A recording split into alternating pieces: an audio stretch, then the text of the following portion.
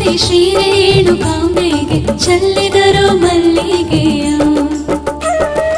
ಆದಿಶಕ್ತಿ ಸರ್ವಶಕ್ತಿ ಶ್ರೀ ರೇಣುಕಾಂಬೆಗೆ ಚೆಲ್ಲಿದರು ಮಲ್ಲಿಗೆಯ. ಚೆಲ್ಲಿದರು ಮಲ್ಲಿಗೆಯ ಎಲ್ಲಮ್ಮನ ಪಾದದ ಮೇಲೆ. ಚೆಲ್ಲಿದರು ಮಲ್ಲಿಗೆಯ ಎಲ್ಲಮ್ಮನ ಪಾದದ ಮೇಲೆ.